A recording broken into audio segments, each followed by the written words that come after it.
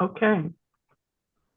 Well, good evening, ladies and gentlemen. This is the January 21st, 2025 meeting of the Washington County Committee for Community Involvement, otherwise known as the CCI. My name is Bruce Bartlett. I'm the chair of this group. Mary Manso, Bullet, or one of her, the Zoom is our, there we go. Mary, hi, Mary, is our vice chair. Steering committee also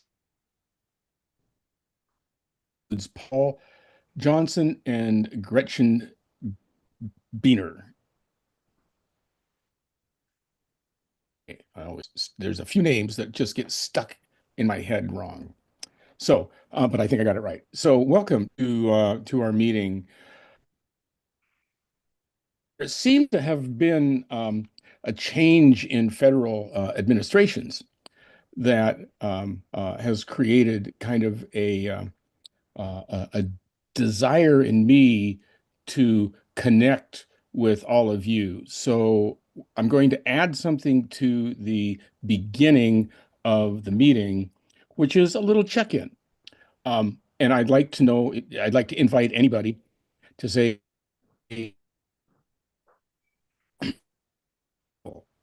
Bruce, you what keep are the dropping out. things Your that audio are, and video keep dropping out. Are you running oh something shit. simultaneously that could be messing up your connection?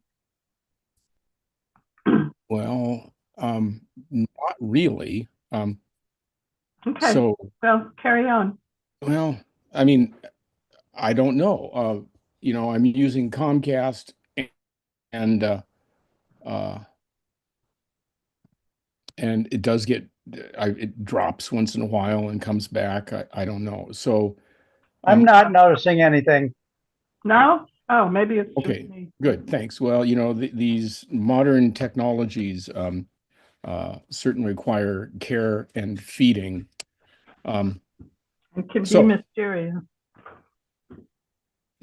so I'm going to start that on a local level, I am more determined to look at the support services that are provided. The Community Services Network took over for our Vision Action Network, and they had their monthly educational meeting today, and food was the subject. And there was a group in Washington County that presented called the Greater Good Northwest, and they are a food pantry, food delivery service. The Oregon Food Bank, of course, presented, and Snowcap presented. Back in the 60s, a group of ministers created a group of community uh, assistance programs. There were five, and now there's just one. But Snowcap is a phenomenally valuable service both for food and for hygiene and for clothing. Um, and so I'm just heartened that so much is going on at the local level to feed people, although the food bank reported that their demand on their services has reached an all-time high. Um, and so with that, I would like anybody else who has kind of a local feeling to introduce yourself and say a few words. And that includes, looks like we have Hal Wynn in the uh, attendees. Hal, what do you got?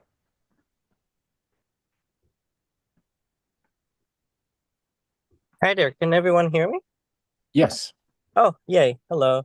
Hi, my name is Hao Win. I work for TriMet, and I believe I've speak to most of you guys here, and I am the community engagement coordinator here. I don't want to take too much time, but I just want to let everyone know I'm here for questions.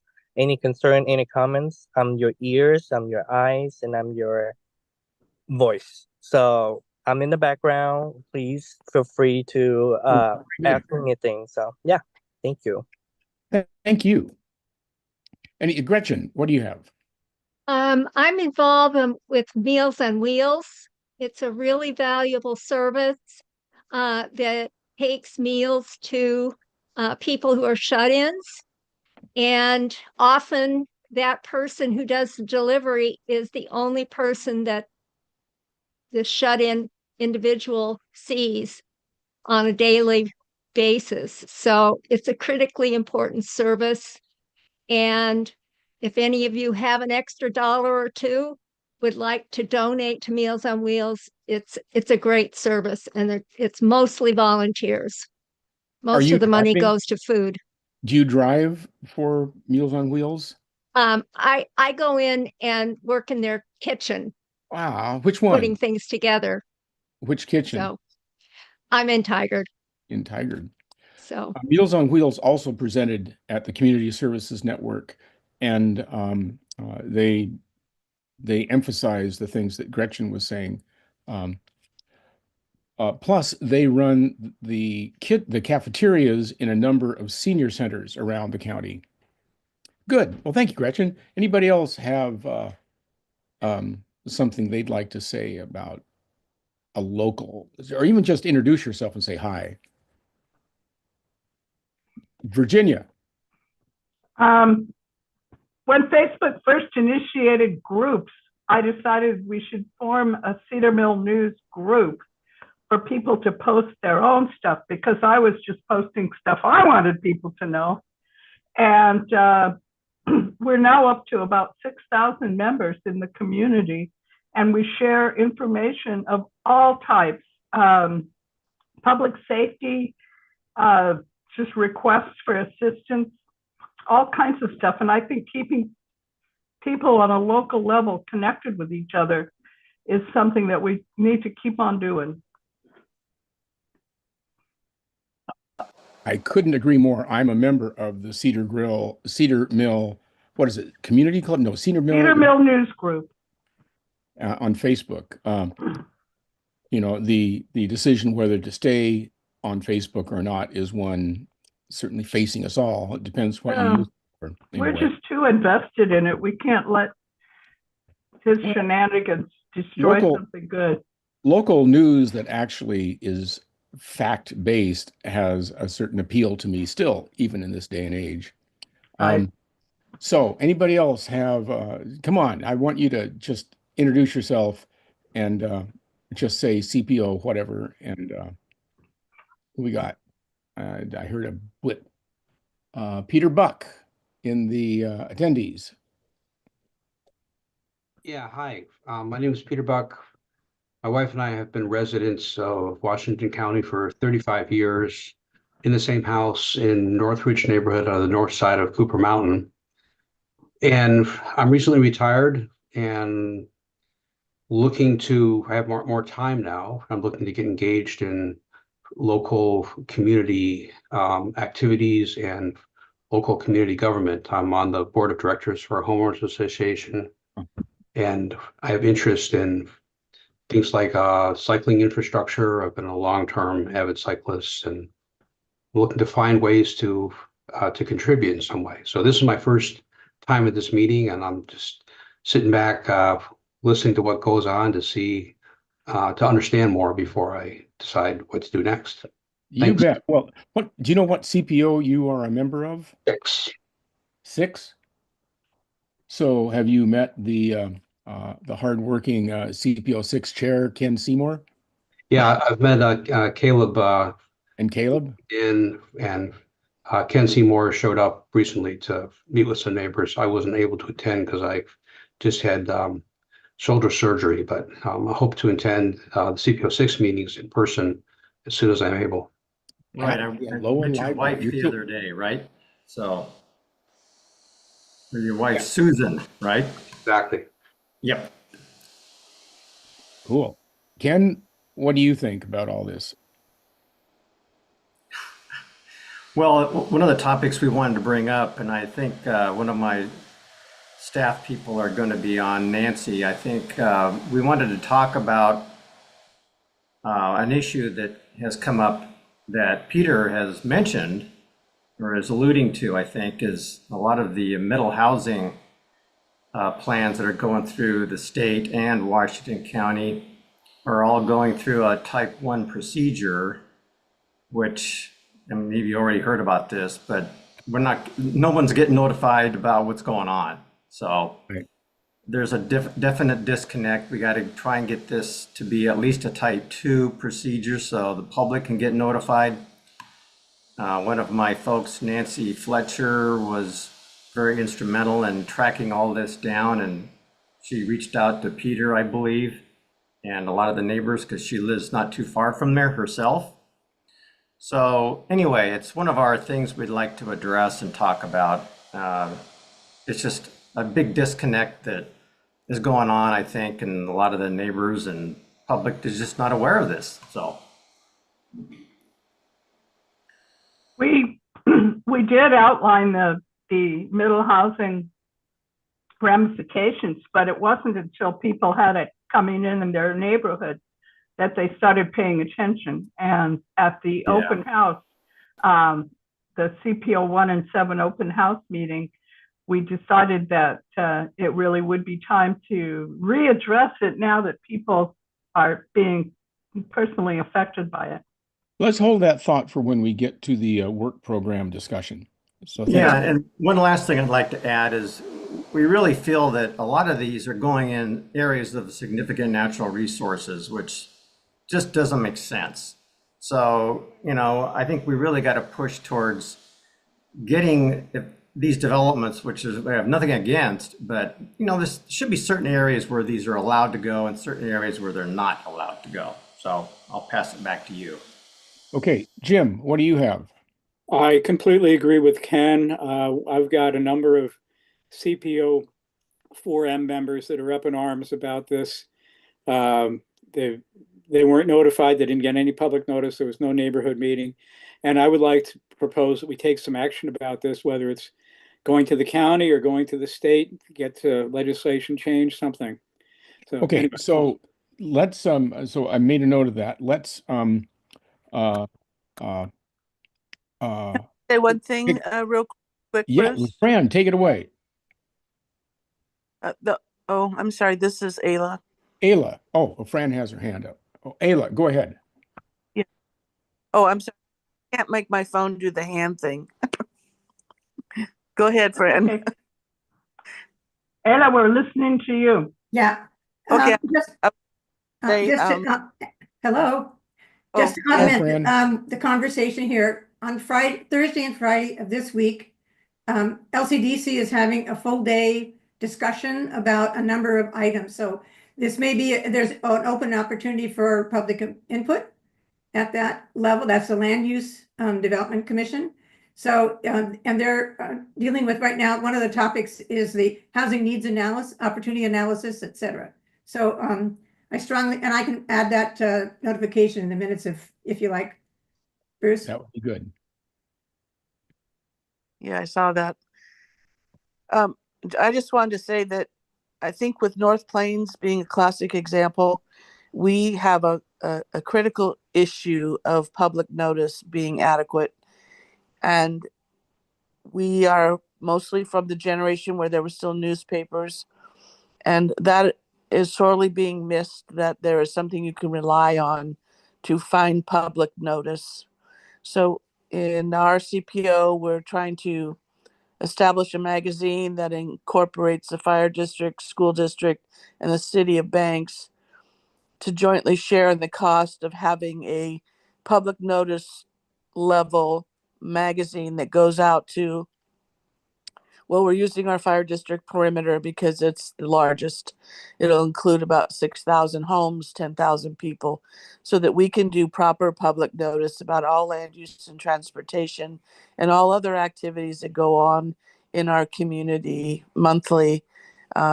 It'll be a monthly periodical. It'll go to everybody because it's just ridiculous. We just, you can't tell people, oh, it's all on our website. We can't go to 50 different websites to find out what's going on. That's all I wanted to say.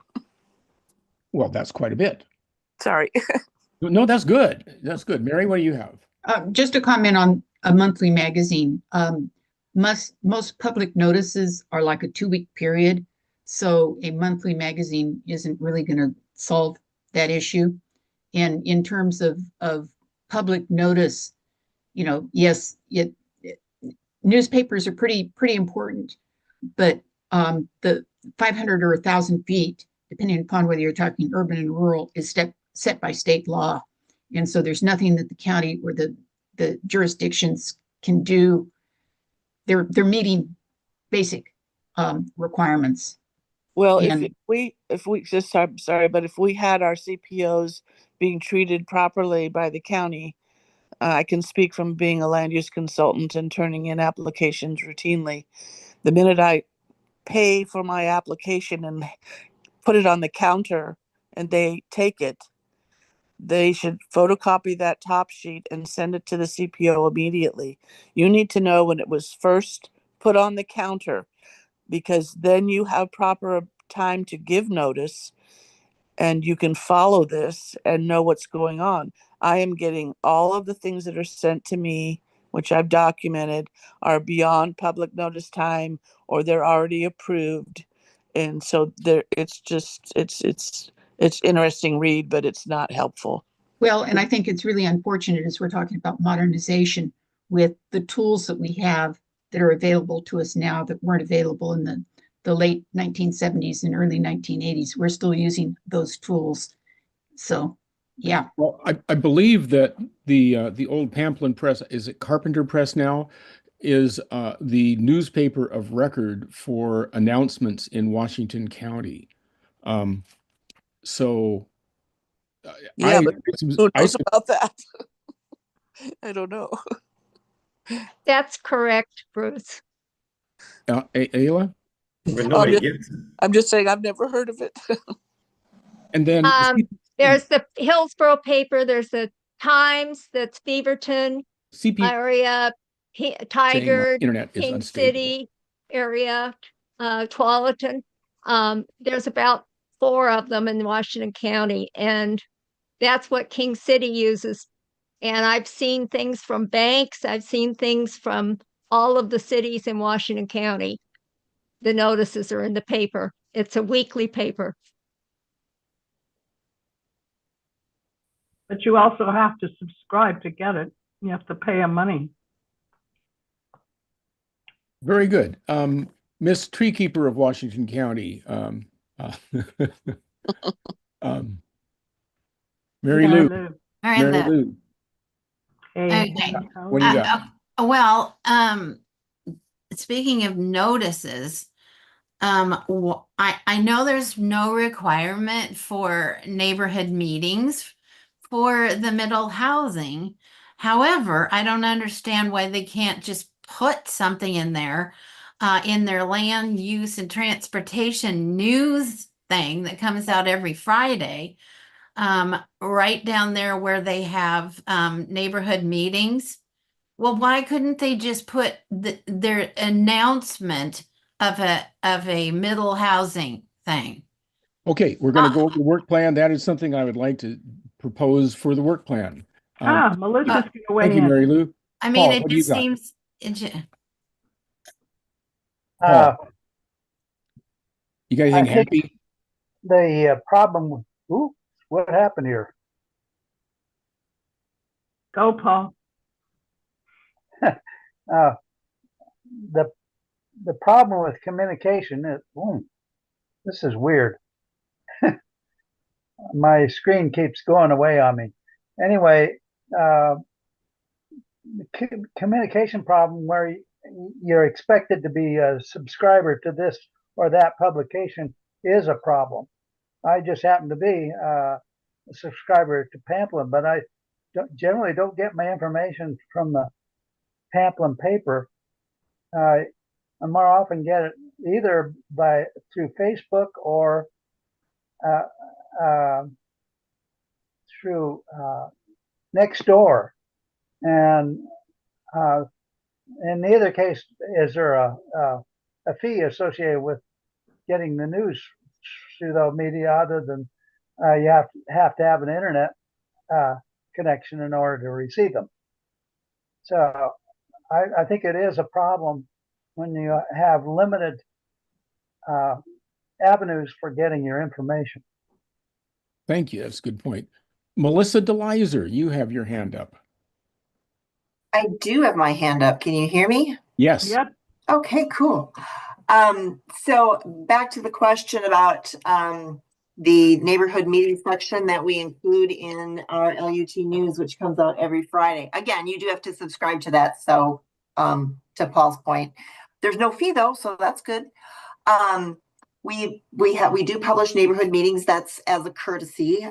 We are not at the point of a neighborhood meeting. The county doesn't have an application, and there is no comment period for our end. It's totally the responsibility of the developer. We do it just as a courtesy. We could not single out middle housing developments, and we would have to do it for everything that is proposed. And if we need to do that for every application that lands on our front counter, that would not be feasible or possible. Most of the applications, many applications that land on our front counter, would you want the application? Would you want the pre-application? And if it's a pre-application, well, then it might not ever be an application. It's not the way it was back in the day. It's, I guess, the best way to say that. Mary Lou, take it away. Okay, the answer to that question is somehow or other we get notifications of the neighborhood meetings. Every development that's a type 2 has a neighborhood meeting. That's what correct. I want to know is why can't we get notifications, not of a meeting, but just of something that is a notification of a middle housing plan? Because if some developer decides, they don't have to have a neighborhood meeting, but they surely have to notify the county that they're going to do something. They have to submit an application. That's their only requirement. Okay, that's for state law. Then the only requirement I'm asking for is a notification that they have put in an application. Okay, and so I'm not sure we would be able to do that from a legal standpoint, because we'd be singling out middle housing development, which, as per the state, we are supposed to be making easier for development to encourage infill and other things. I understand that.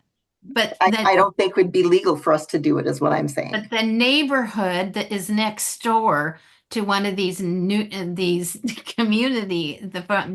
middle housing plans needs to know. Okay, we've made the point. We've made this point, and the county does provide an LUT web page that lists all the active development applications. So I don't want to spend any more time talking about this right now. We've got it pretty well in hand. I want to know if anybody on this call has anything happy to add that's going on a local level. So far, Gretchen and I are the only ones who had something happy, and everybody else took advantage of the time to bring up good issues, but they aren't happy. Fran.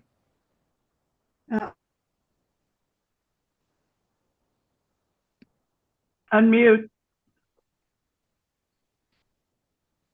Thank you, Virginia. Yes, I was going to wait to the end to end on a high note, but here we go, folks.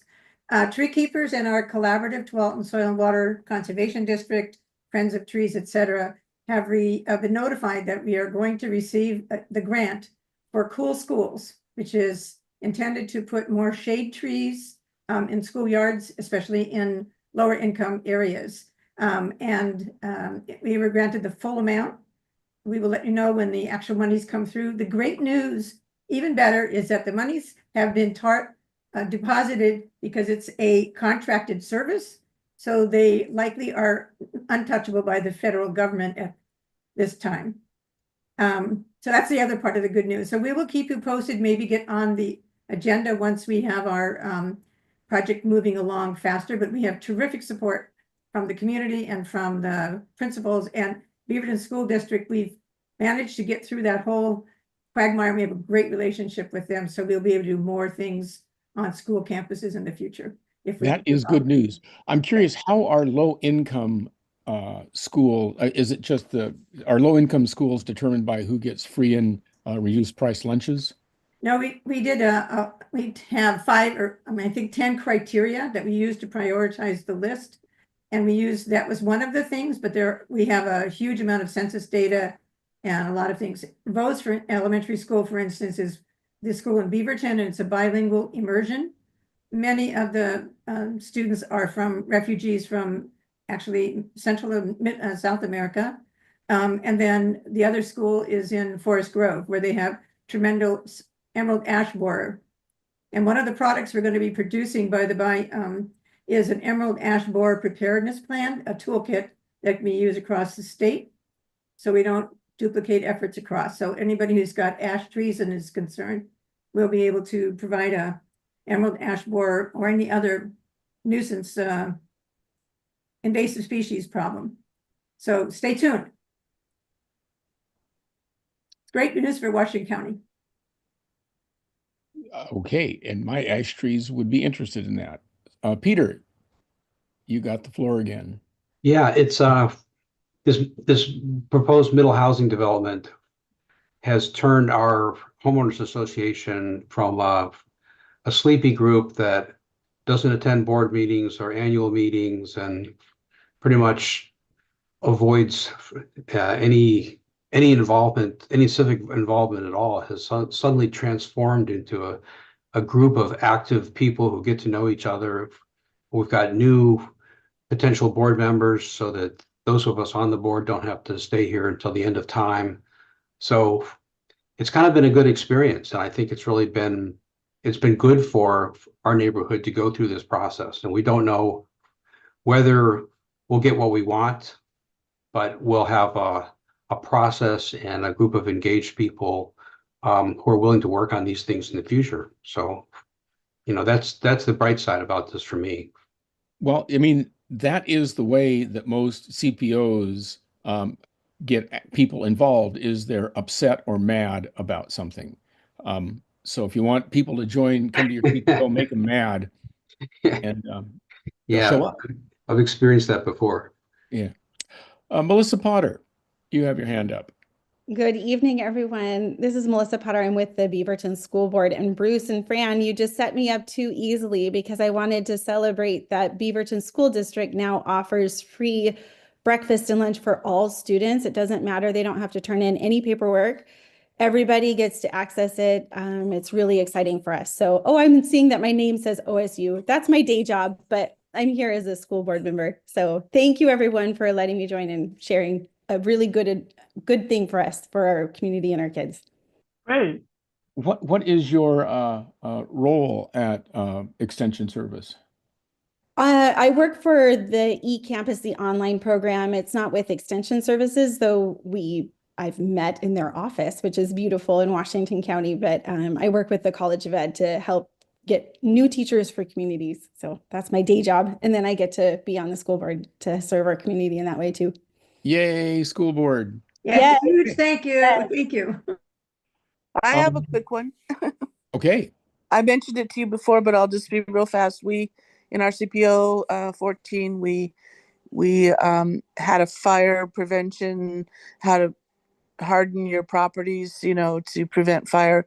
And we ended up with a community of 21 property owners that live in a very, I wouldn't say high risk, but because of the slopes and they're far away from getting to them. They're now going to set up being a FireWise community and go through the program and get certified. And they'll be fixing their roads, clearing up down trees, and doing a whole lot of things in their neighborhood to keep them safe. So that was one of the results of our CPO. Wonderful. Yeah. I like being safe. Okay, well, I don't see any new hands up, so let's lower these hands and move on to the high-powered elections. It's been a really tough campaign season, but our bylaws say that the steering committee is elected and then they assign the leadership. So we are vote on the steering committee. The slate is me, Bruce Bartlett, Mary Manso, Paul Johnson, Gretchen Beener, Jim Long, and Caleb Bourgeois. We would be happy to take any nominations from the floor. And I didn't expect a response to this. Well, seeing that there are no, and I'm connection isn't stable, so yell at me if you need. I have a quick Fran. question. Bruce, I have a question. Well, how many people are allowed on the steering committee? So I only heard the last. I was wondering how many people are, word. how many people on the steering committee board or, How many? yeah. I don't know, Mary, is there a number that we have?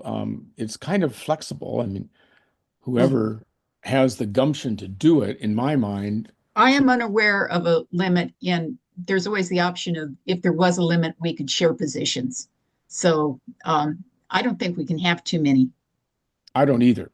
But wouldn't it be wise to have one from every CPO? Well, if somebody steps in and does it, yeah, but you can't hardly Shanghai somebody and rope them and drag them into the meeting. Sure you can. Yeah, well, Fran's hand is up. Yeah, thank you. Thank you, Mary Manson. I've been on hiatus for the last 6 months, as you all know, but I've often pop into the steering committee meetings when there are topics that I think I might be able to assist. So question is, are they open meetings or? yes. Totally open. Okay, okay. Anybody can attend, but only members can vote. Right. Right, okay. So if you would like to have me as a site, as another member, and I could cover CPO 6, Ken, if you keep me in the loop in CPO 6 as we've done.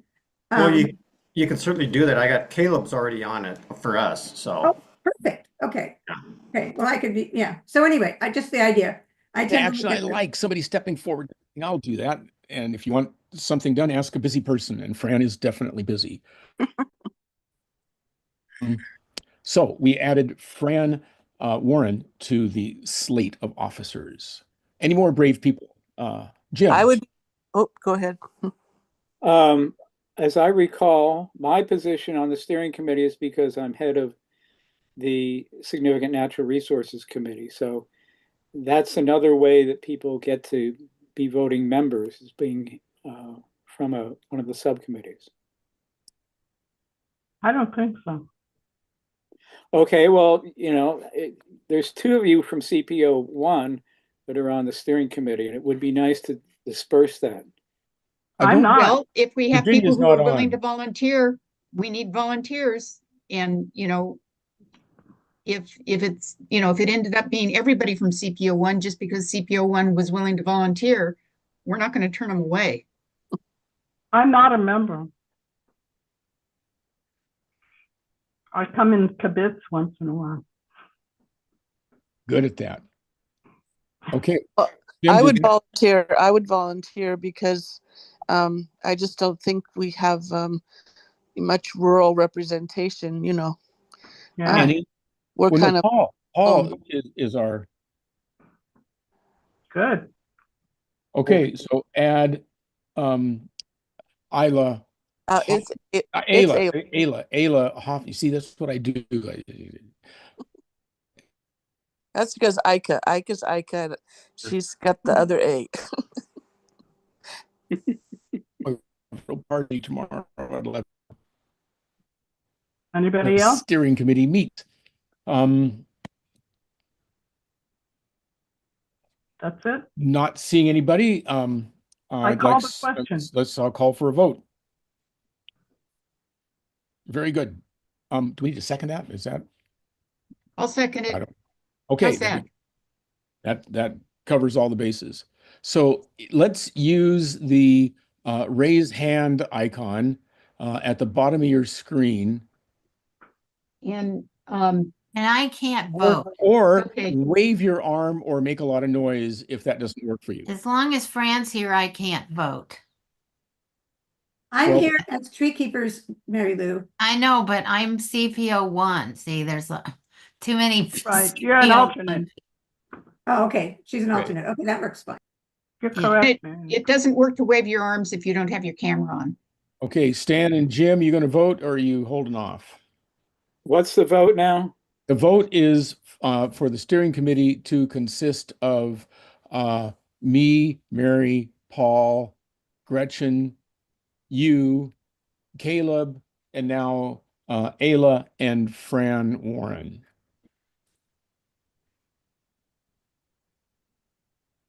Powerhouse of the steering committee. Mary, are you voting? Does the I thought steering I- committee have to be people that are part of or that are on the board of their CPOs? No. Yes. Well, not No. on their board, but a CCI member. You have to be a CCI member to be able to vote. But you Okay. don't have to be on the board of the CPO in order to be your CPO's CCI rep. Correct. I'm both the chair of our CPO and the CCI assigned person. Yeah, that's true of Yeah, me. both of us. I can't raise my hand, so I'll vote yes. Okay, Don. So Don, So, did you so get my the- question then is Gretchen Buhner, are you on the call? Diener? Buhner? Yeah, she's Gretchen- GRETC. Yes. So I'm just curious how she qualifies. She qualifies as a member of the Or as a K. special interest group member, as a member of the city council or the planning commission for Okay. King So when City. I asked the question if you had to be on the C, that didn't No, answer. no. So she has a different. Okay. Yes, she has a different role. Just Okay. just as Fran has a different role as tree keepers. So CCI is made up of CPO representatives as well as representatives of other communities of interest. Okay. Fantastic. Thank you. And also there is the member at large, which is a position you apply for, and it puts you into a sort of special role where you could be a member of the steering committee. And those members at large are the members of the communities of interest, like tree keepers. Okay, 1, 2, 3, 4, 5, 6, 7, 8, 9. I'm going to raise my hand again. 10. Virginia, I are didn't you? get, I'm voting. Oh, it keeps lowering my hand because I keep talking. Yeah, okay, yeah. So 10, 11, 12, 13. Mary Lou, are you voting? She said She she can't. Oh, that's right, right. So what do we got for a count? We got 13, is that? And then, Ayla, 14. Okay, anybody opposed to these brave souls being on the steering committee? Lower your hand so we don't get excited.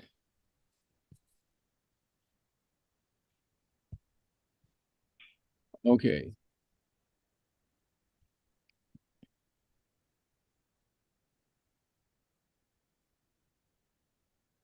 All right, ladies and gentlemen, let's move along to the next agenda item, which is the Land Use and Transportation Planning Work Program. And this is an opportunity to bring up something in relation to the so-called modernization program, which is the county stages very good detailed presentations on all their matters really to the Planning Commission. And the Planning Commission has fairly detailed conversations about the subjects. So when the CCI invites the same people from the county talk about something like the work program or the legislative, they're topics which have already been presented in depth to the Planning Commission. And as we look at the modernization, I would rather see the CCI meeting and arrange to have the ability to ask questions rather than invite the agencies to come to the CCI meeting.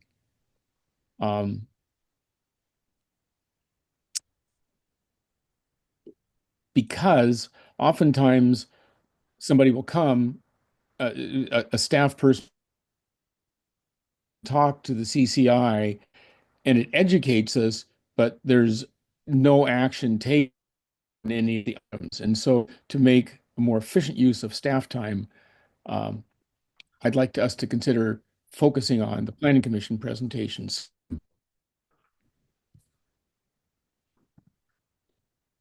Yeah, I have a comment there, just that it's like anything else. We need to be in on things from the beginning. We need to be able to go to the Planning Commission when we first know what's being presented so that we have time to gather votes of our group if we have real concerns, just like this type 1 notice thing. We need to yeah. So the Planning Commission on major items typically has a series of presentations and conversations. And the Planning Commission's meetings are announced in advance. So we know what's going to be on them. Yes, but I'd like to know what Land Use and Transportation is preparing for presentation to the Planning Commission. I want to be in on it ahead of time. Well, good luck. Good luck. Good luck. Well, the Planning Commission doesn't generally only has a general idea of what's going to be on their agenda. They don't know the specifics. So I think if we knew it when the Planning Commission knows it, we would, that's about as good as we can do. I don't think there's any room for us to confer with staff prior to staff putting something on the Planning Commission agenda. Well, as long as they're not going to vote on it on the same night and then we have no input. Well, I mean, I'd rather connect to the Planning Commission than have our own standalone thing. That's my thinking. So Jim, you still got your hand up. I disagree with the concept of just of us trying to look at the video and the audio and all of the Planning Commission or the work session or things. We're here and we want to hear from staff. We want to be able to ask some live questions and get a better understanding of what's going on. It takes a lot of time to hunt for the audio and the video, and so that's my input. It just Okay. So if there were live questions from, I mean, this is thinking ahead here in sort of blue sky, but if it were possible for public comment to happen at a Planning Commission meeting, which is not the case now, that might be a way to amplify what happens at the Planning Commission meeting. Now, it would take changing the bylaws with LUT's buy-in, excuse me, but I'm thinking that still. So Gretchen, what do you got? Yeah, to Ayla's point, most of the time presentations to Planning Commission, they have a workshop where there's a presentation and there's no decision making. And at that point, someone who's attending the meeting could put their input before it comes to a formal hearing. I personally feel I kind of agree with Jim that it's really useful to have the staff person come and give a presentation so that, as Jim said, we can ask questions that may be different than the questions that the planning commissioners are asking, because some of the members of CCI have a lot of background in this area that some of the planning commissioners don't have. which is why I think having us engage in dialogue with the planning commissioners would improve the overall product. Yes, if we could speak at work sessions, it'd be awesome. The planning commission work session. Can we stop That's right. interrupting without raising our hands, please? I can't make my hand raised. I'm sorry. Well, but some of us have been waiting a while to Mary, you're ask not our waiting questions. you're not waiting anymore. Thank you. I do like your idea, Bruce. I see it as a really heavy lift to be able to engage as you are suggesting at the planning commission meetings. But I think a lot of times the questions we have about specific topics, you know, things like the legislative agenda, could be answered just by watching the videos. And I really wish there were a better way to communicate the links to those videos. And I wish that was something that you know, staff was thinking about how to communicate that information. But our time is limited in our meetings, and I think we miss a lot of opportunities for addressing issues if all we're getting is information.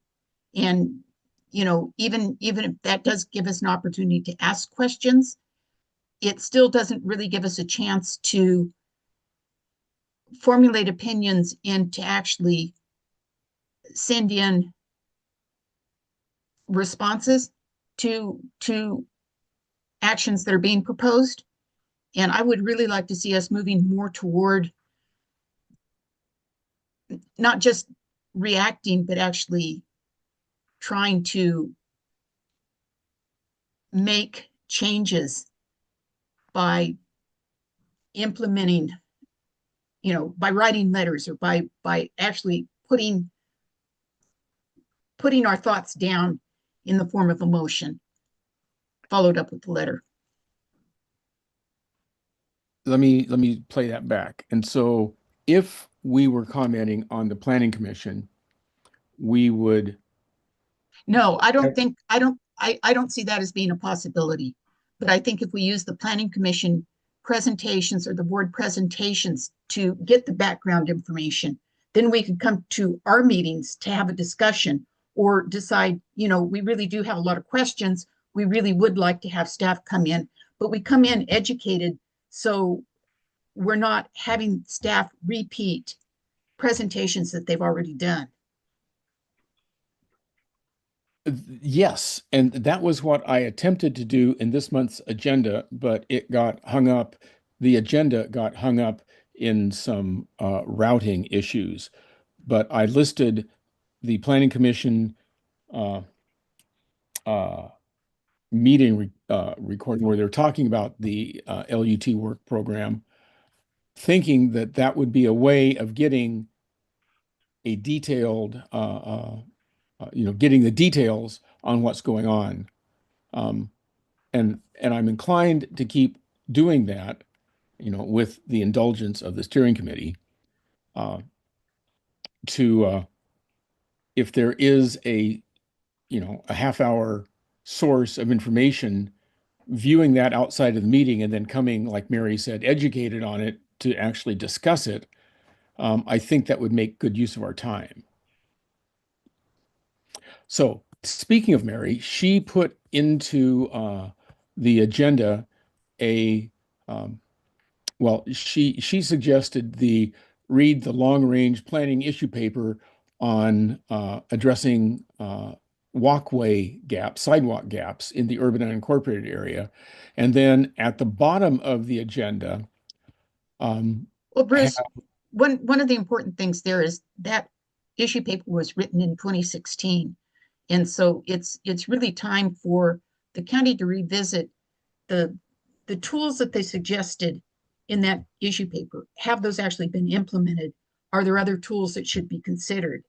And what we'd like to do is, or what I would like to do, and I'm hoping we can get support from all of CCI, is to have staff relook at that issue paper and update. the issue paper, because we still have sidewalk gaps. We do. And we will probably have them forever, but hopefully we'll have fewer. So Mary's topic request to be added to the work program is on page 2 of the full agenda. So I consider that to be announced, and the paper or the request that Mary's making is what she just described, to have the county revisit the sidewalk gap issue and do a consideration of how things are working and what could be changed. And so I would like to have some discussion, or have a motion in a second, and then discuss the request to have something added to the work program for this year. And the idea is that we would have multiple requests, but it's, if you want to have, now's the time to be talking about those additional requests. But is it best to just move forward with this piecemeal? Let's get this one on the letter. Yes. And then. Oh yeah, I think Okay. And we have to be cognizant of the fact that LUT might be tapped out and doesn't have time to think about it.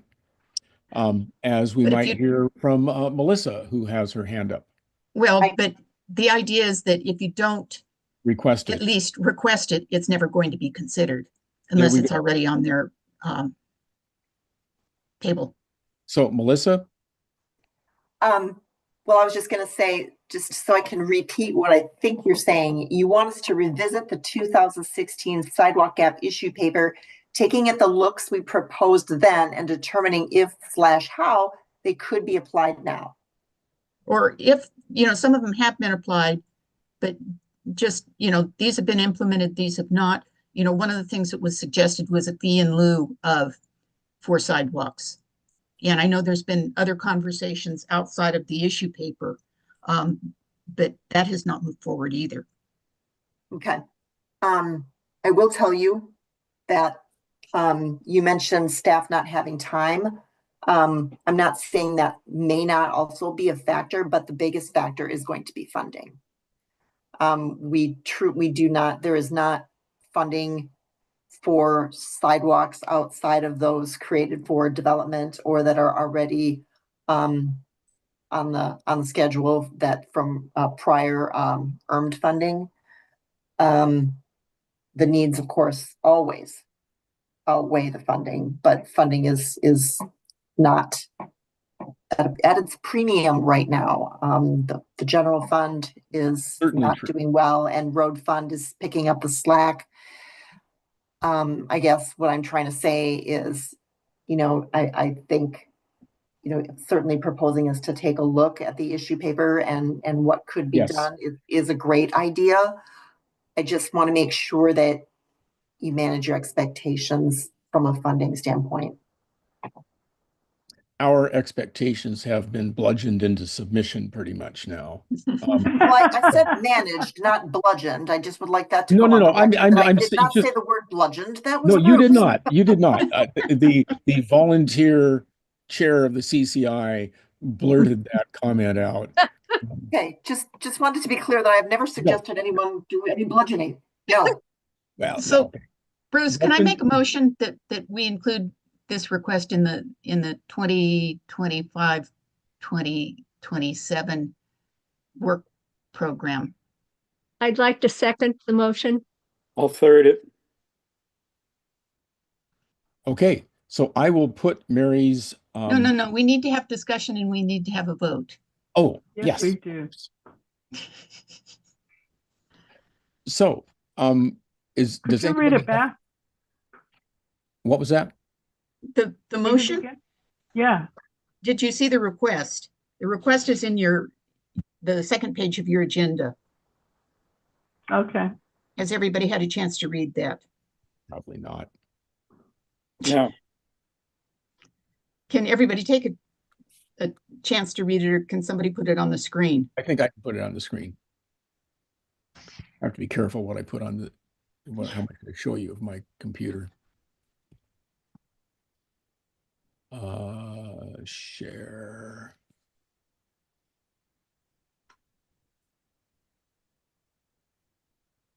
I have a procedural question. Yeah, Jim, what do you got? Well, if we didn't have this set out on our agenda for today as an action item, can we actually vote on it and take action on it, or does that violate the Oregon Public Meetings Law It's on the agenda. Yeah, as an action item? Well, maybe. I don't think you have to list it as an action item. I think it's on the agenda. That's what the plan is. We've got the sidewalk gap issue, we've got significant natural resources, and we've got transportation planning all listed. I think we squeak under the wire. Gretchen, do you still have your hand up to make a comment?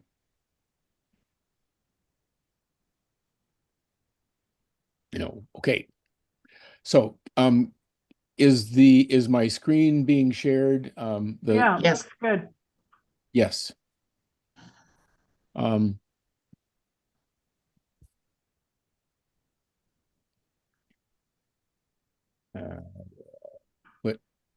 But there we go. Okay. That's fine.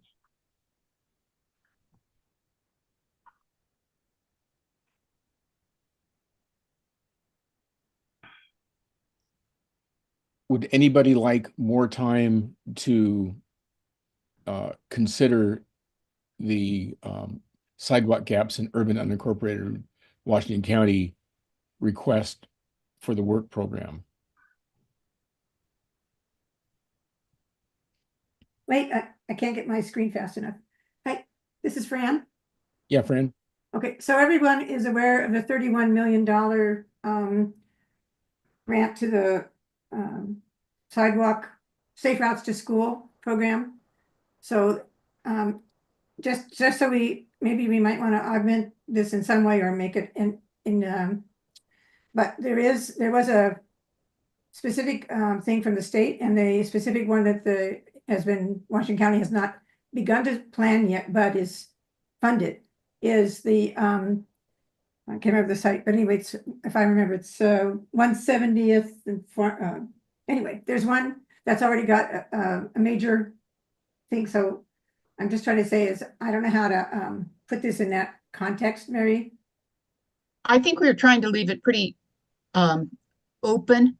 Yeah, what I mean is, like, all I want to do is like a lead in, which is the state has recognized the problem, that there is a problem in Washington County.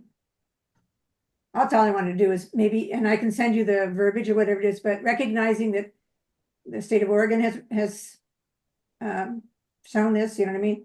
Then that maybe puts a little clout to this. Because then there might be a concern that we need to maybe get a little bit ahead of where the state might come on this. So I can send it to you separately. Okay. Or no, we have to vote on this. Sorry. Let me see if I can find 5 words. I'll think of, unless you want to vote on it this very moment. I want to hear what Jim has to say. I just want to say in CPO 4M, there have been 2 or 3 deaths because of sidewalk gaps. So it's really a safety issue. And we're suffering. So can I just read this thing? It says, on January 16th, they invested in new sidewalks, pedestrian crossings, curb ramps, and improvements will make our school communities safer. So these are school safe routes. They focus on making travel safer within a 2-mile radius of schools. I'm sure you know this by heart, Mary. No, I don't know a whole lot about it. And, one of the things that I was hoping would come out of this conversation is one of the reasons that sidewalk improvements are so expensive is because of dedication of right-of-way, or purchase of right-of-way because it's not dedicated. But if there was some way to turn things around, so if people actually dedicated the right-of-way rather than having the county purchase it, the sidewalk dollars would go much further. I don't know that would tie in to the Safe Routes to School program? Yeah, I don't know. I mean, I know we want to move ahead on voting on this particular statement, so I don't want to get us down a rabbit hole, but And it might be a better place to have that conversation, because the process is you submit the comments, then a draft work program comes out, and it might be better to have this conversation with the details during the draft work program conversation. Does perfect. that? Yeah. Okay. And Okay. then I'm Let's gonna do that. I'll Let's do send the that. steering committee, the information about the award stuff. So Okay. that you have it in Good. your, okay. Paul.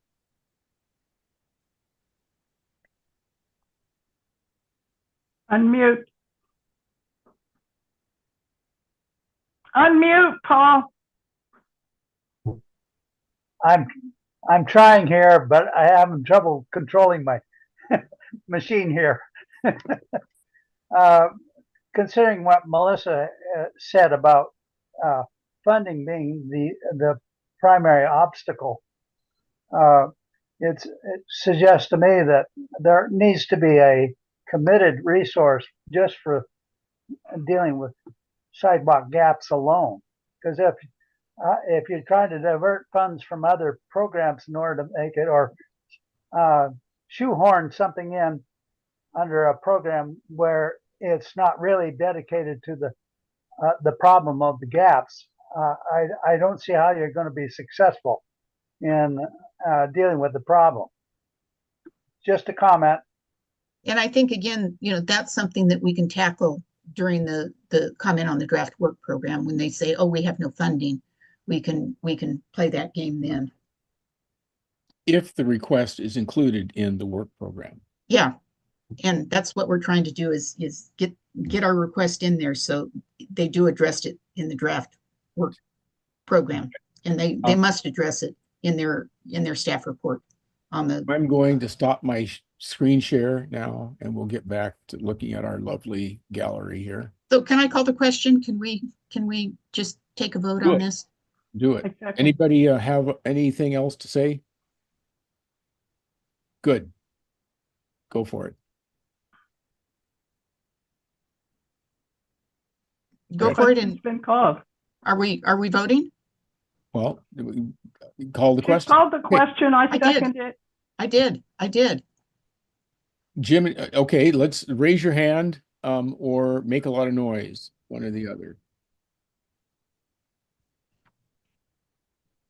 Ayla votes aye. Okay. Ayla votes aye. 1, 2, 3, 4, 5, 10, 11, 12, 13, 14, 15. Okay, we got 15 by my count in favor. Anybody opposed to making this request of the LUT work program?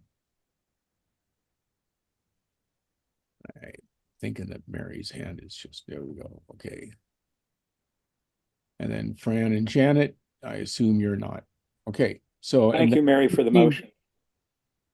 I beg your pardon, Jim? Thank you, Mary, for the motion. Thank you, Jim. Right. 15 zip in favor of formalizing the request. The steering committee tomorrow will consider if we want to add a little qualifier to the request. Virginia. I don't know if this is appropriate for the work plan, but we've been asking forever to have CPO leaders receive land use planning LUT applications as an electronic communication in an email as soon as they're available, rather than waiting for snail mail. It's something Ayla was talking about, and it's an ongoing pain in our operations. And Ms. Does that belong on the work plan? Well, Melissa here has raised her hand in excitement to respond to that.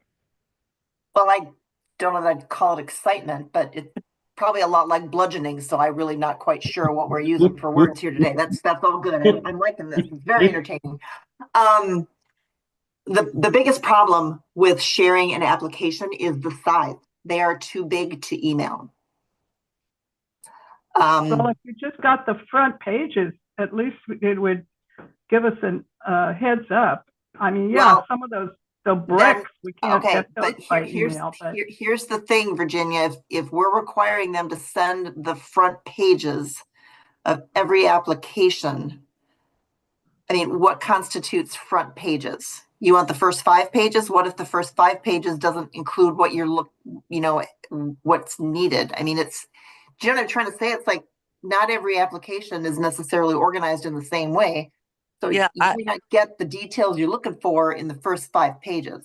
The last time we sent an application, it took me an hour and I mean, and I'm not trying to say it's not because I'm not willing to do the work, but I just want you to think about this in terms of overall staff time and the number of applications, right? So it took me an hour and a half to separate the application into chunks that were small enough to email. And then I sent this individual 14 separate emails, each with a sizable chunk. And that's not uncommon. And seriously, that would be like a half-time staff position to do this on a regular basis. And I understand exactly what you're saying, but we don't even, most of the time, we don't always necessarily even get the applications in digital format.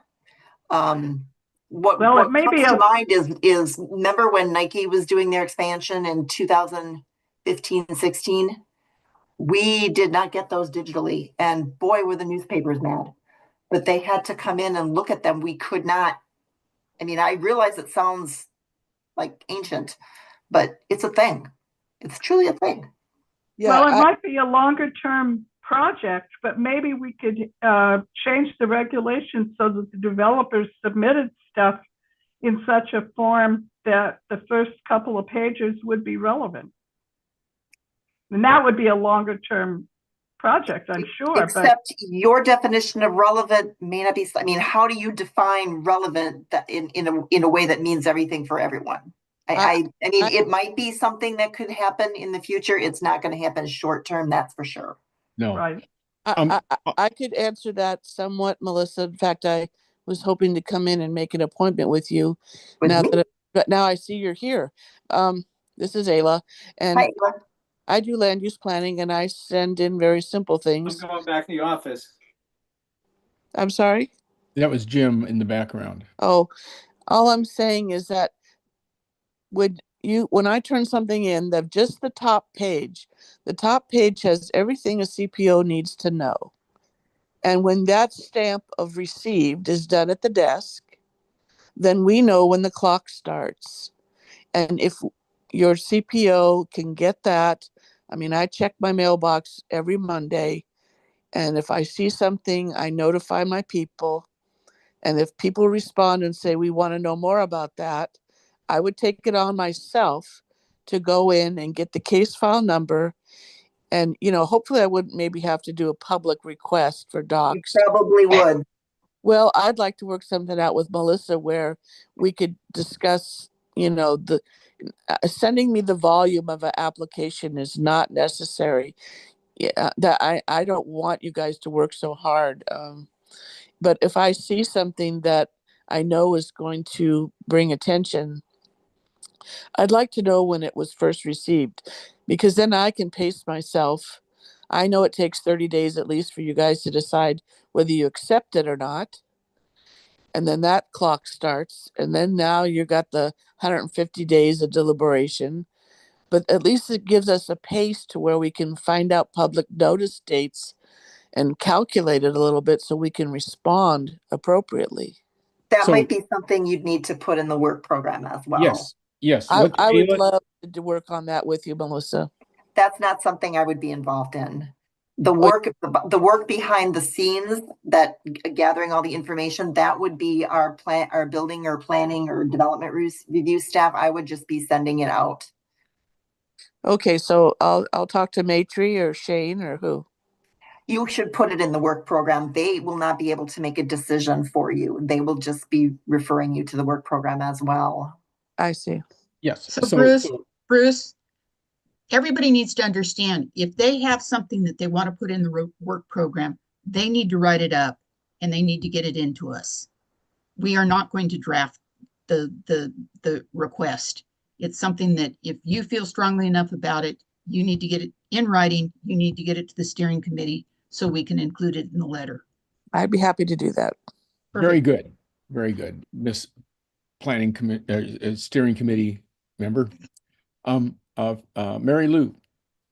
Okay, well, I just got kind of curious here. So I went on to the Washington County Land Use and Development site section, searching under the projects under review to search for middle housing developments.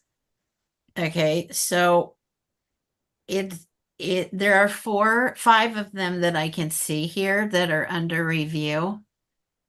Of course, they're organized under case file, and the case file, you have to click on the case file for each one, and then you have to read all the information, and then you can click on the actual live links that go to the maps that show you where these places are. And usually, you know, there are 3 or 4 lots or something that they're using. So it took me, you know, probably 10 minutes to research one of them to figure out where the heck it is. So that means what you have to do is you have to look on all of them in order You to can- find the address of the proposed middle housing. You can sort the list by CPO number so that all of the CPO one, it's a pivot table so that if you click on CPO, it sorts it by CPO number so that you can just be looking in your own CPO. Okay, I don't see that. So, Mary Lou, would Yeah. you send me or send the WACOCCI leaders email the link that you were looking at? I went to the county website to try to find that as we were talking, but didn't.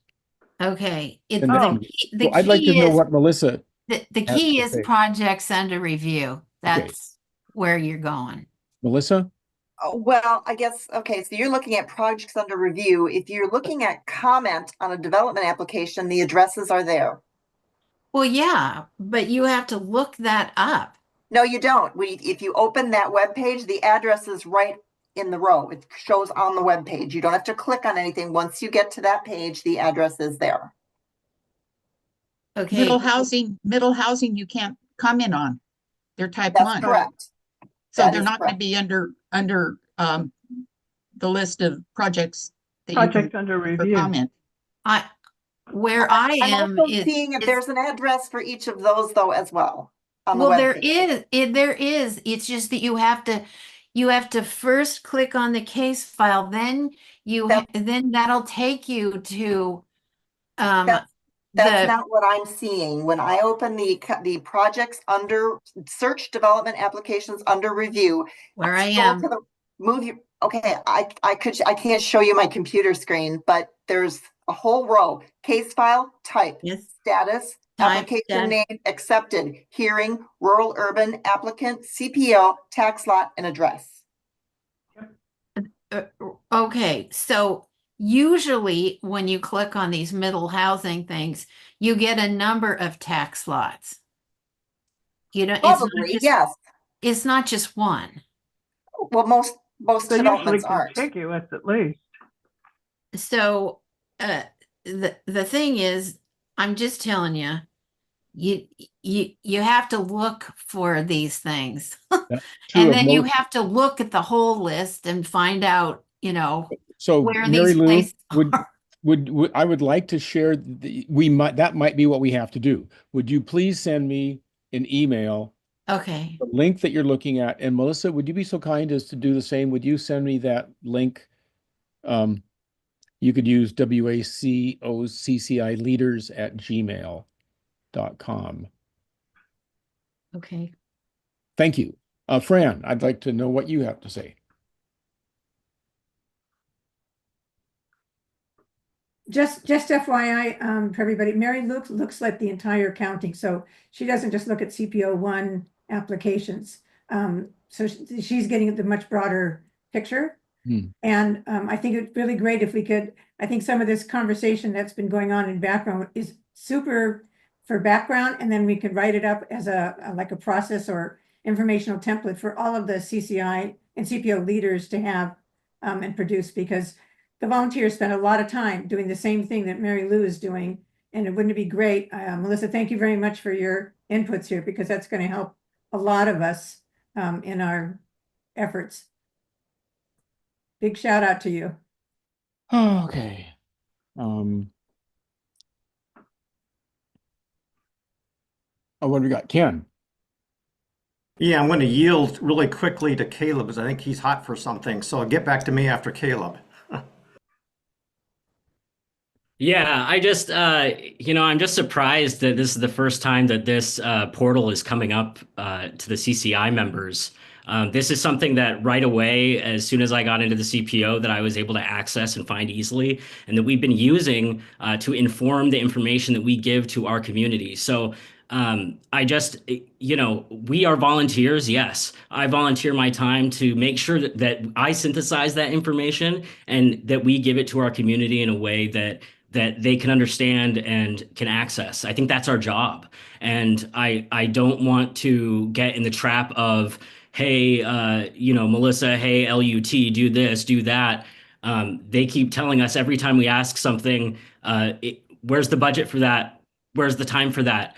That's why we're here. So, I'm willing to take that time. I hope that all of you are for your own communities, and take the time to learn where these resources and systems are. And I feel a sense of like disdain from some members to the staff, as if it is their fault that we don't understand where a resource is. We need to advocate for ourselves and for our community and find those resources. So, I just wanted to make that known. Thanks. Thank This stuff you. should be in a training. Well, yeah, I mean, we sort of danced around. There is no onboarding, there is no guide, there is yet. Once the modernization program completes, if it completes, it will complete with CPO leader training. If there's no CPO leader training, we don't have a completed modernization program, dag nabbit. True that. Ken, what do you got? Yeah, I was just going to keep it brief here, but follow back up with Melissa. Melissa, correct me if I'm wrong, but aren't most of the applications already somehow electronically, organized somehow? They're submitted as electronic documents. There's information within our Acela app, but it's our Acela app, I'll be honest, is not very user friendly. Well, where I'm going with this is if everything is scanned in electronic format, isn't there a way that, all of these applications that come in can be put on a page organized by each CPO, and then we can download those files? No, the size and everything, I don't even know how we would do it. Not on the website. Download large files if individuals have the capability to do that. We can't upload them if they're that big. Well, that could be a Dropbox. No, the county can. The county surely has. We're not allowed to use Dropbox. It's not secure. Oh. Well, where I'm going, the county surely has the capabilities to upload the information. It's probably on a server somewhere. It could be on a server. Honestly, that is a level of detail I'm not aware of, but I can tell you that at this point, if you're going to need full applications electronically, it is going to be a public records request at this point. Huh. And by then the comment period is over. So yeah, it depends on when you ask for it. If like you were suggesting earlier that you get it the minute something is filed, then maybe not. Yeah, but real quickly, can we? Sorry. Go ahead, Got my Fran. hand up. We have a CCI shared drive that I created and I host. And could we just take this offline and see what's feasible? As you know, a lot of people have ideas about what uploads and all these other things, but we do have a shared drive with terabytes of data storage capability. So let's see what we can do. Well, the problem is to get it in a timely fashion, as has been mentioned. Right. So it's got to be, and once the county gets it and approves it, stamps it, it's got to go out somewhere and be stored. So all I'm asking is, and I know we don't have the answers here, but perhaps we can investigate it, or you can talk about it with staff. But there's got to be a way we can download files if we get wind of something. So this would be a good request to write up to include in the work program. It might not make it in the work program, but actually, formalizing the thinking and the request has value. Ken, can you and I work on this offline and do it? Yes, please. I strongly support this, Ken. So what you're saying is you want to get copies of full applications before they go out for public comment. Fran, Melissa, I think that I would like to defer this conversation until we can put together a statement that's clear. Sounds good. Yeah, I'd like to help you do that, Bruce. We'll do it as a steering committee thing, right? We'll take it up and we'll assign it to Ken. I yield back my time. Okay. I want to move ahead. We have the Washington County legislative agenda is next on the list. So Bruce, we Yes, actually had two other issues that we were hoping that let's go back. Interested in including in the work program request. Yes, one was we do. transportation and one was significant natural resources. And I'm lean on probably Jim for the significant natural resources and maybe the CCI transportation subcommittee to come up with something for the transportation issues. And I know Gretchen was really concerned about the South County. But if somebody wants this on the work program request letter, it needs to happen, and it needs to happen soon.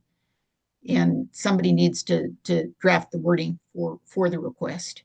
And it doesn't need to be super detailed, but it needs to be done if you want to include it.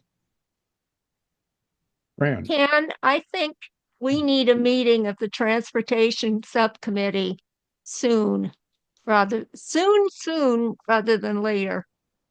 Okay, will do. Okay.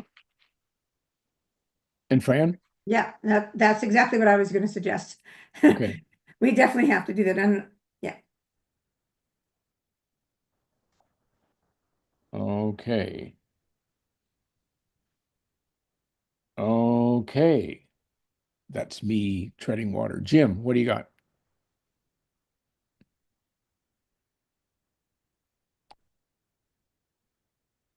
Especially. Just to clarify things, are we having a steering committee meeting tomorrow morning? Yes, ma'am, we are. It's at 11 to 1. That's the standing time, the day after the CCI meeting. Thank you. You're welcome. I put the link in the chat, but that just rubs salt in my wound, since we can't. Okay, legislative agenda. And this ties into an interesting subject. The Washington County Public Affairs Forum has been going for 60 years, I think. And it's undergoing a bit of a transformation right now. And Kate Arnold, previously a Beaverton City Councilor, is chair or president of the Washington County Public Affairs Forum. And she and I have been talking about maybe taking items of interest to the CCI, which by extension should be of interest to citizens throughout the entire county, and sharing a public affairs forum agenda once a month. And we might have the public affairs forum meets noon, but we've talked maybe they could have a noon and then an evening meeting. And so that the public affairs forum could advertise to the CPO members, the 6,000 or however many CPO members, that this subject is going to be presented, and it's an open meeting, and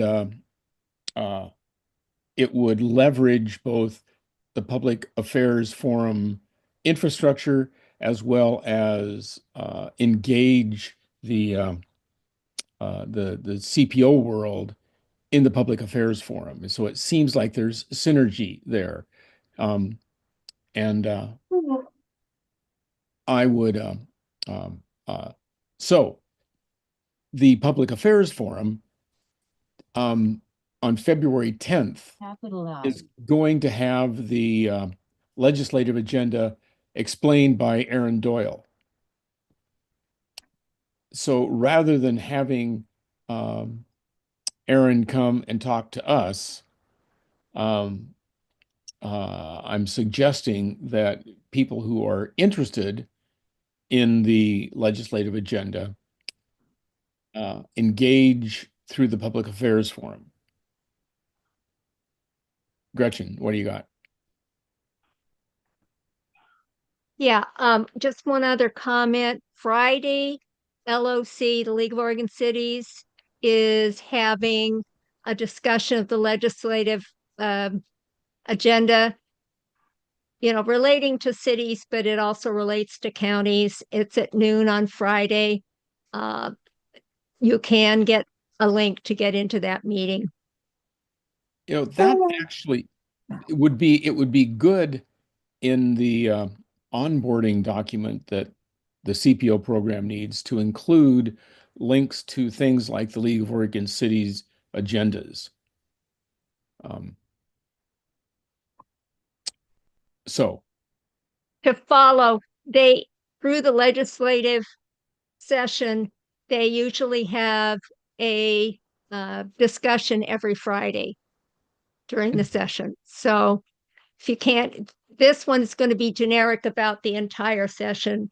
As it goes through, they'll focus on specific bills. What time is that again, Gretchen? Noon. Thank you. Okay, very good. So that was my thinking on the legislative agenda. And since the legislature, is it in session now? As of this morning. As of this morning, yeah. So we aren't going to get, I would be hesitant to invite the county lobbyists to come and talk to us while the legislature's in session, but it sounds like there are several ways that we can engage the legislative agenda for those vanishingly small numbers of people who would actually make comments on it. So, anybody else have thoughts about the legislative agenda they'd like to share? Mary. I actually wanted to say a little bit more about the Public Affairs Forum. You do not need to be a member to attend the meetings. Right. They're both in person and Zoom. Though to ask questions of the speakers, you must be a paid member. But chances are, if you have a question, you can pass a note to a paid member and have the paid member ask the question for you. Yes, that is the way it is now. If we went to a shared agenda, we might it might work out that anybody who receives the CPO newsletter, being our high bar to be considered a CPO member, could ask a question. But would it be CPOs that would be invited, or would it be CCI members? I envision inviting the entire body of Yeah. all CPO members. Yeah. And membership to the Public Affairs Forum is not a huge financial burden. No, but it's $50. So maybe we could get a CPO membership for $50 or whatever, and anybody who's a CPO member could ask a question. I think they do have group memberships. They do, So, $250. Yeah. Okay, Gretchen, is your hand still up? Okay. Where do they and when? I beg pardon? Where do they meet and when? Oh, it's in the agenda. They Okay. The old spaghetti factory. in Tannisbourne. Yeah. Right. And do we have a day or time? Yeah, February 10th at noon. Mondays. Okay. That's the next one. Okay, thank Yeah. you. You bet. if you want to order food, you show up at 11. Yeah, really. Or eat before you go. Okay.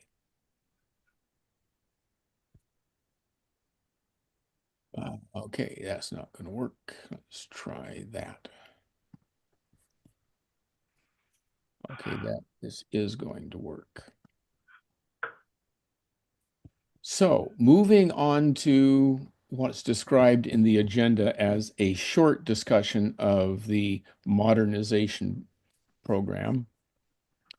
I listed. First, I think we need to start off by sharing this current staffing situation at OEICE because that impinges directly. Well, and maybe not everybody's seen that. Okay, so we have a couple of things. Jim, do you? Okay. So we got a notice that Amanda Garcia Snell, our manager of of the community engagement part of OAICE, is going to be moving on to another job and will leave the county. So she, in my understanding, was doing a lion's share of the modernization program. And that's all I really know. And Ika, do you have a little synopsis? Well, and Sam isn't coming back. So and Sam's not coming. So Ika is our sole CPO CCI support person at the county for the foreseeable future. Right. Okay. And Amanda, we asked Amanda if she knew anything about plans to replace and staff back up, and she didn't.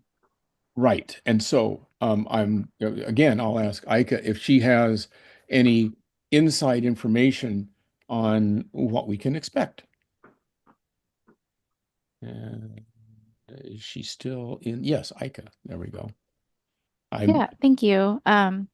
So the timeline that we originally proposed, I think we'll be going to a work session in March with the updated, or at least the first draft of the updated or new RNO. Right now I am synthesizing data from the community survey, the listening sessions, and really pulling out some themes. I just got that information late last week, so I'm just starting that now. So hoping to have some more information soon. So, but yes, I appreciate your patience as I'm sort of flying solo for now.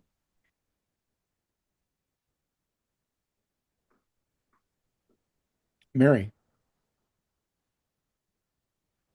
So at one point I'd heard that the new director of OEICE was looking to come to our February meeting. Is that still in the works?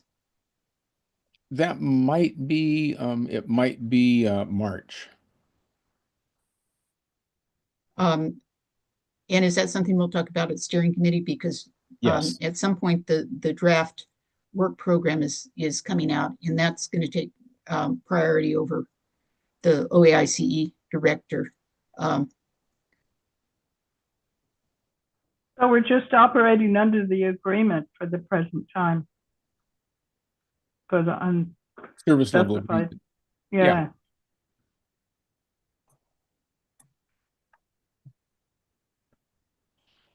Okay. I have something I'd like to share. Ba-dum, bum, ba-dum, bum. Yo, ho, blow the man down. Okay, can everybody see this, this chart? So what we see here are the CPOs in different colors, and then we see the commissioner districts outlined with a black line. And the way things are looking is the CPOs will be reorganized to match the commissioner districts. And as I have thought about this, that opens up the expectation that the county commissioner for that district would attend the CPO meeting. Their presence would be a big draw to get people to come. And they would have more of a finger on the pulse of what the community is doing. Commissioner Fye has her kind of monthly or bi-monthly town halls, and that would be sort of the similar to having the commissioner attend the CPO meeting, which I find very attractive. I don't think that asking for 2 hours of a commissioner's time or hour and a half to hear the voices of people as they go through subjects of importance to them is too much to ask. And so that's my thought on it. So I've kind of, when we look at this map, you can see how, for example, in District 3, it contains CPO 15, CPO 4B, K, and M. And so, theoretically, we could divide it into, each commissioner district into separate CPOs. Caleb, what do you think?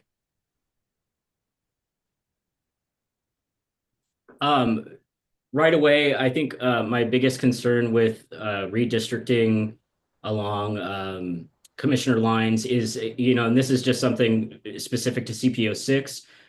But for instance, I would no longer get to work with Ken.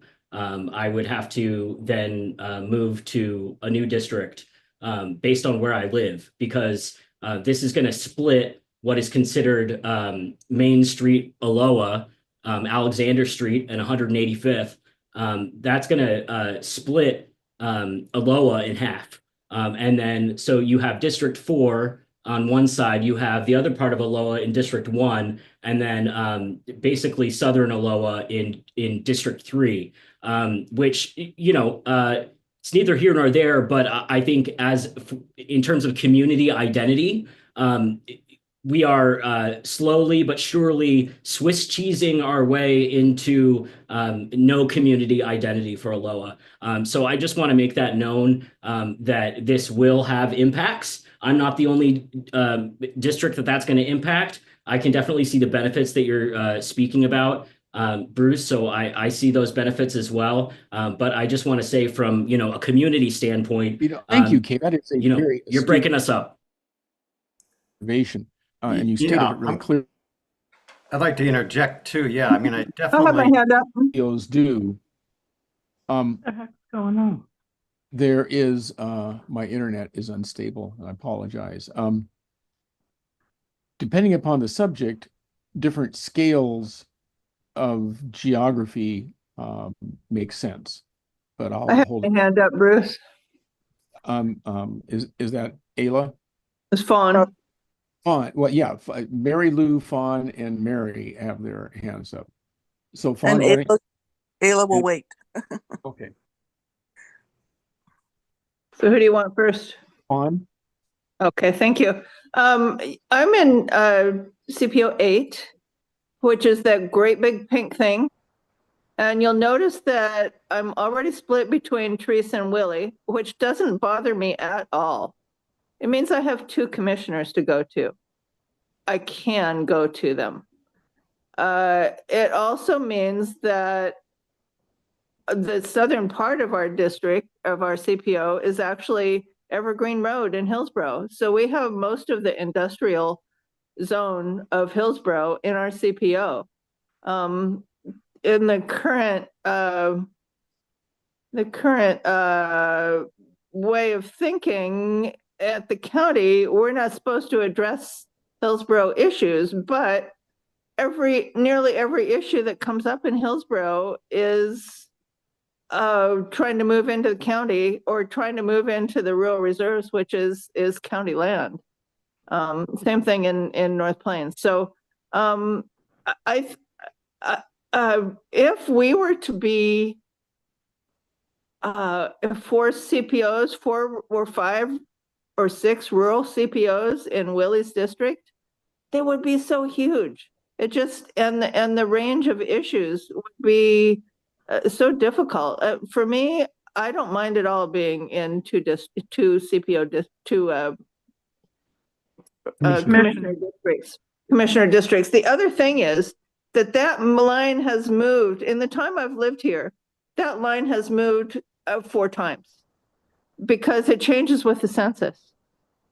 All the commissioner district lines move with the census. So that would be disruptive to wherever our officers live. You know, there is no good solution to CPO boundaries that I've seen yet. But you make really good points. Mary Lou, what do you have? Me? Yeah. Where's 6 and 7? They're on the very right-hand side. I don't see 6 them. and 7? I don't see them. Well, 7 is under I'm district. totally blind. 7 is under District 2. It's the lime green right here. It's right above CPO 1. And I think CPO 6 is It's basically up here. It's up above where it says District 2. Yes, ma'am. Yes. Well, am I just blind or is it not written on there? It's not written on there. Okay, so 6 and 7 right next to each other, right? Well, 1 and 7 are right next to each 1 other. and 7, and then 6 Is next. Below. It's south. What? It's south. It's south of 7. It's this south of- purple. And 6 is not listed on the map. I know. I just was surprised that it Okay. was. But you know where it is? It's Cooper Mountain, so it's the purple one. Okay, so it's District 1 and District 1 and 2? No? Yeah. District 1 and 2? 1 and 2 and 3. With a little bit of 3. Wow. I That mean, could be- Okay, so that could be Jen, what do you got? interesting. Ken. Oh, sorry. Well, Caleb pretty much hit the nail on the head here. The problem I see with, especially with CPO 6, is we're going to be in 3 districts. So we're going to require 3 different commissioners to come to our CPO 6 meetings. Well, that's really unless inefficient. I mean, I'm not arguing for this. Yeah. But if the CPOs match the commissioner districts, there is by definition only 1 commissioner per CPO. But when the commissioner districts were formed, there's sort of a hat tip to not dividing communities, but there's a practical issue that the commissioner districts do divide communities. They can't help but do that because preserving community identification is not a goal of the commissioner district reapportionment. it would be nice if it didn't happen. It was they may maintain community. They aren't the word shall maintain it is not in there. So this is an indication that the proposal to map the CPOs to the commissioner districts serves the county administration processes much more than it serves the people who live there. Unless the test is, can you name your county commissioner? Which I would bet 90% of the people can't name their county commissioner. Or are things so bad the way it's running right now that we have to do this? Well, with all the different CPOs, there is, incremental staff time for each CPO. So in an effort to reduce staff time to manage the CPO program, that was one of the motivations in the proposal. One of the 5 guidelines for the modernization changes is to map CPOs onto commissioner districts. Yeah, I understand that. I mean, we're already. But it's not well thought out. No, Yeah. no, From a citizen point of view. it doesn't meet goal 1 in terms of facilitation of our community involvement. It gives us less staff. Well, but okay. I'm not, Jim. yeah, I don't see this as being very efficient. No. So, I mean, if it's not efficient, then why are we doing it? It's easier Anyway. to administer. It's a budget issue For who? for the county staff. Well, yeah, we're spending money on lots of things we probably shouldn't be spending money on, but It's OIECO or whatever it is. But it's not about the needs of the CPOs. It's about the needs of the staff and reducing their FTE. so Bruce, maybe I propose that we have a working session to try and iron out the CPOs that have convoluted, boundary lines. We need to probably have more discussions on that. That's my proposal.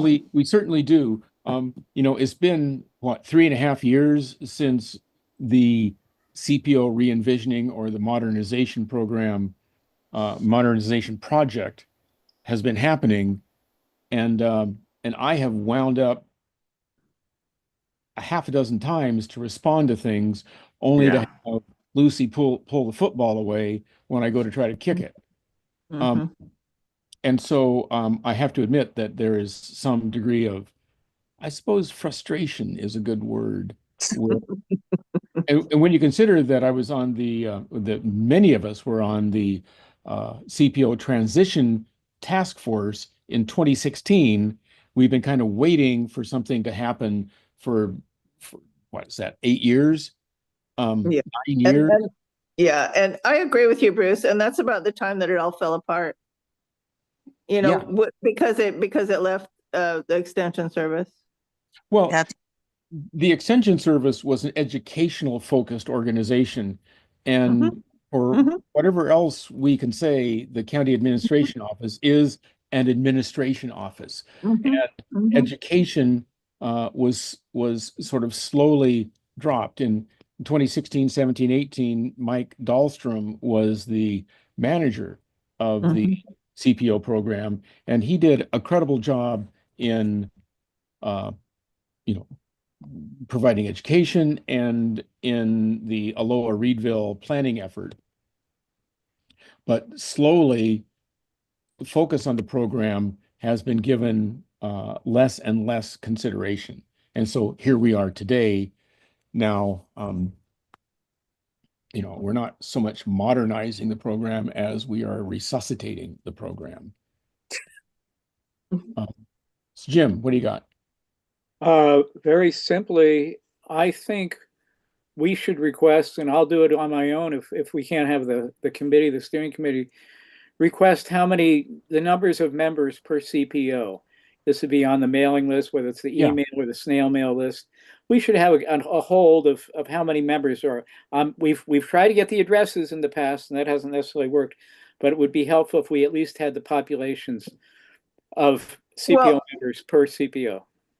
So Jim, the district, the populations in the 4 districts are about equal. I So understand that, you can Fawn. guess I from understand that. Yeah. I understand that, but I think it'd be helpful if we knew in the, how many of those equal things are actually equal as CPO members that are actually getting the newsletters and the agendas. Yeah, I would like to know some numbers of how many people receive each CPO newsletter. Right. That can't be very hard to produce. No, that's and I have that down as something to formalize into a request. Mary, what do you got? Thank you. So part of the modernization is looking at creating CPO boundaries that don't include cities. No. If we map to that's what they say, but when you think about it, the commissioner district includes the cities, and Well, so exactly.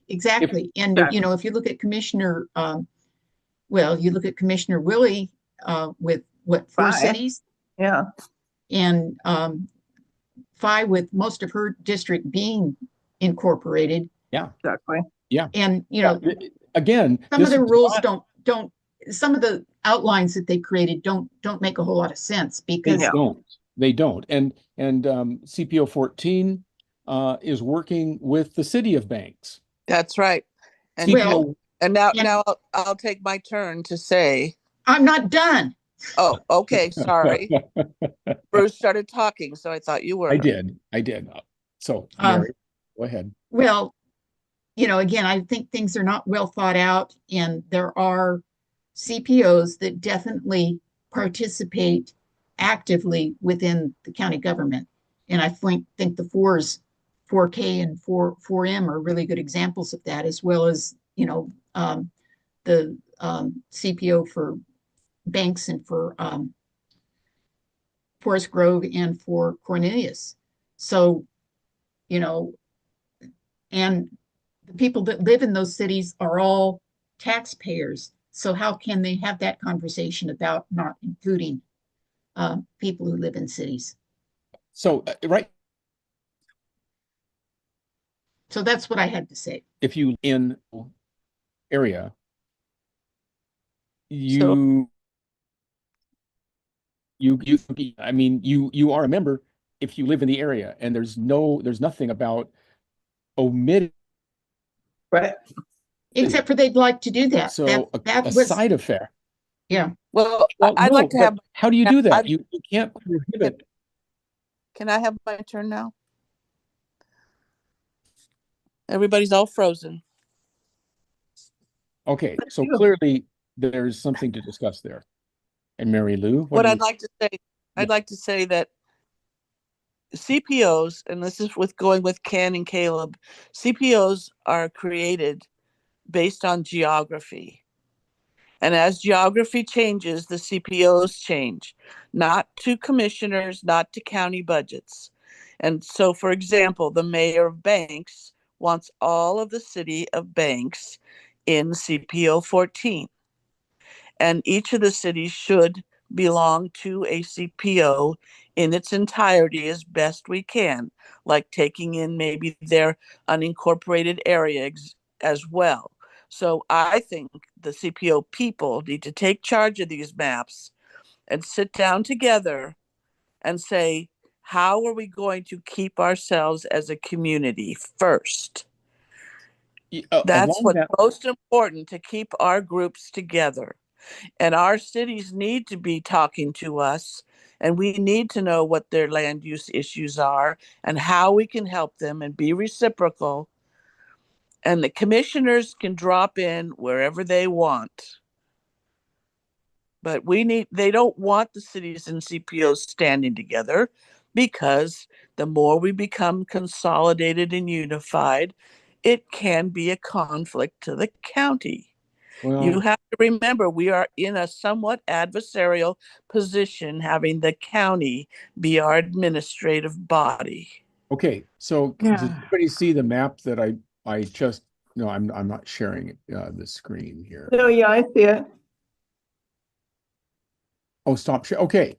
So this map is a map of the cities and the urban planning area agreement.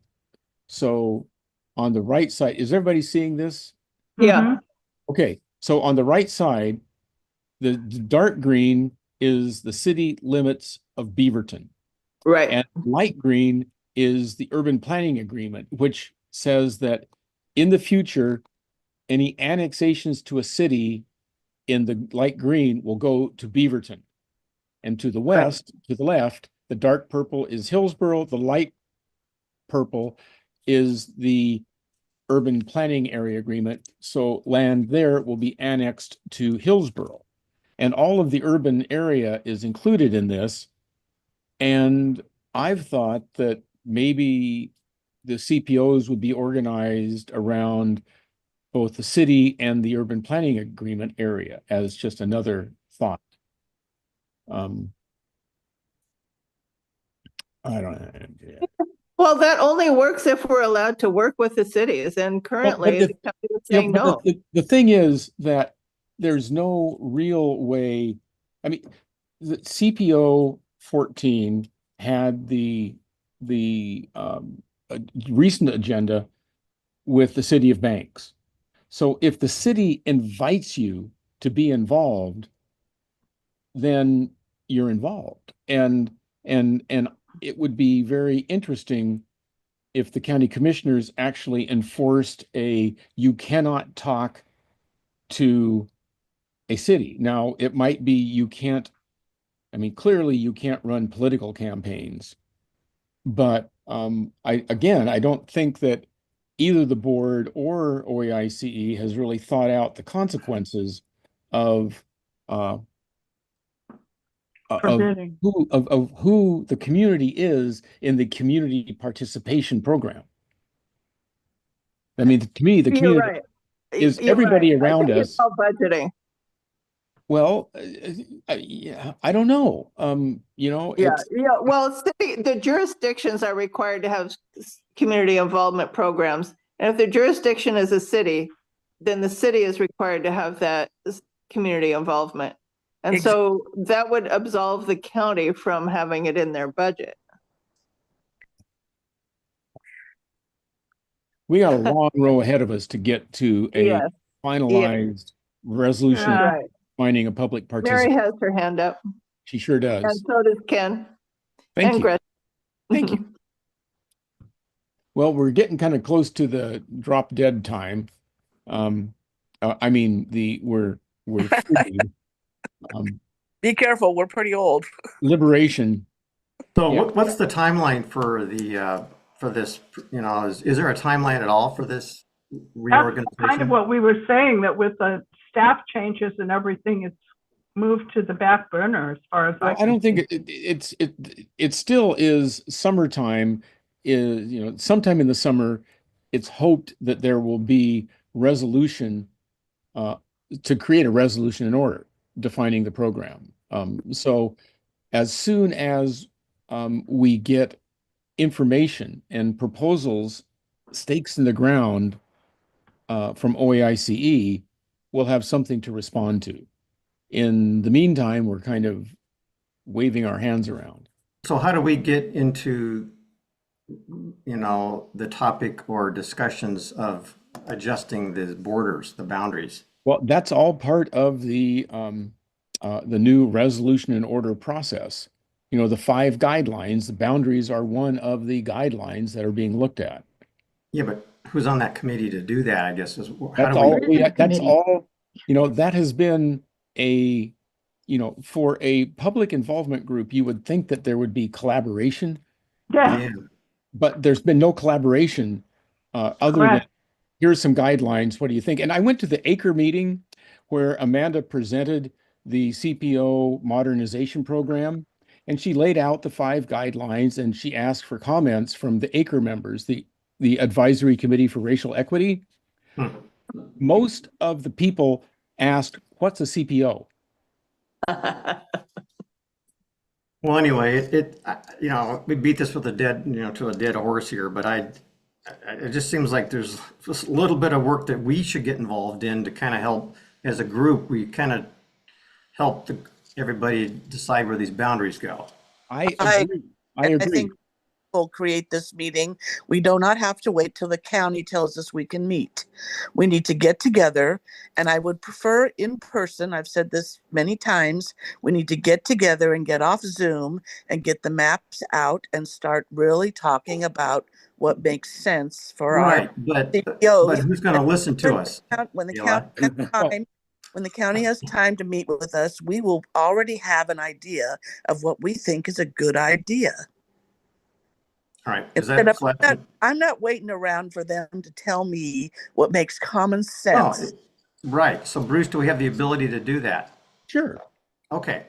We're free people. The county doesn't own us. Oh, yeah. Well, You listen, know. it's not as easy as you think to get the county to do stuff. So, Well, then no, I but don't this care if is they do it. at some point we will have a proposal on the table that we can respond to. All we have right now are the 5 guidelines, which aren't necessarily directive enough. I mean, some are, some aren't. So, yeah, all right. I'll So pass we it on turn to it Mary. around and we make the proposals. We make the proposals, and they come and listen to us. I like That's that. Well, Like that. okay. I hear you. But no one's come to us to look at stuff. So, Mary, go ahead. So the draft resolution order, which is going to be, you know, the next step, Ike has told us that will be out in March. It will be presented to the board. We will not see it until the board has blessed it. And that will be our opportunity to question and poke and prod. But yes, it is after 9 o'clock. I move that we amend the meeting, or that we, end the meeting. Adjourn. Adjourn, that's the word I was looking for. Yes, yes. I feel like it'd be a little bit premature. I moved. Is there a second? I second it. Move that we amend, or that we adjourn the meeting. Anybody else have that they want to make for the order? What was that, Bruce? I feel like we've covered a lot of ground. The steering committee meeting is at 11 tomorrow. I can't think of anything I would rather do than go to the steering committee meeting tomorrow at 11. Anybody else have any comment for the good of the order? No, I second the motion that we adjourn for tonight. Okay, I think we've done it again, ladies and gentlemen. Bruce, remember to send me the link. To the, yes, I will. Thank you. Are we going to vote on the adjournment? Oh, just No, we don't have Sharon's prerogative to call it adjourn. Good night. Jim, would you knock the parliamentary procedure off? Yeah, Bruce, send me the link too, please. Okay. That's Ayla. Gotcha. Hasta la vista, baby. Hasta la vista. You behaved well today. Thanks, Teach.